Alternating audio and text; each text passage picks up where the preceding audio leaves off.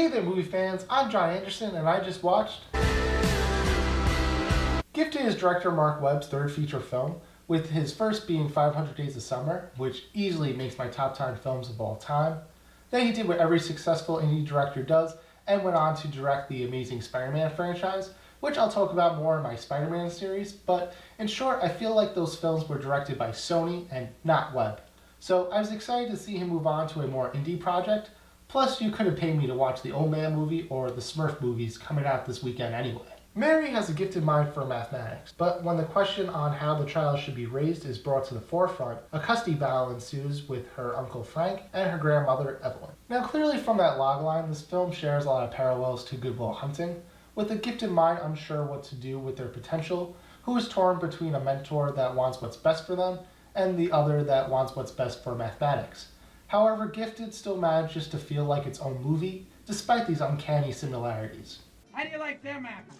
It's nice to see Chris Evans continuously dive into the indie world in between Marvel films, and he delivers a decent performance here, but I would have liked a little more from his character, regardless if there wasn't that much on the page for his character, or if Evans' slightly overly self-loathing performance, in my opinion, was the weakest part of the film. But on the contrary, McKenna Grace truly shines as Mary, and is the emotional crux of this movie.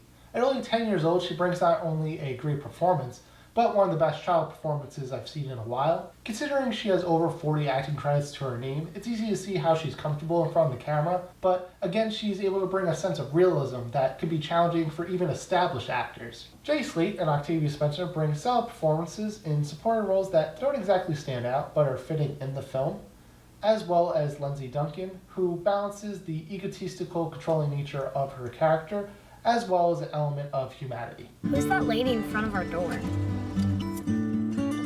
That'll be your grandmother. Holy. Webb directs this film very straight, with one shot in particular that I really liked, and is able to bring out the heart-wrenching performances in his actors. But what this film is missing is that unique flavor that we got with 500 Days of Summer, and this film isn't as emotionally hard-hitting as Good Will Hunting. It's not your fault. Don't fuck with me. It's not your fault. Don't fuck with me, all right? Don't fuck with me, Sean. Not you. It's not your fault. So this film is a good return to form for Webb with a great child performance, but is lacking in the script and fails to deliver a completely engrossing experience. And that's why for me, Gifted is just a good movie. So those are my thoughts on Gifted. Do you agree, disagree? Let me know down in the comments below.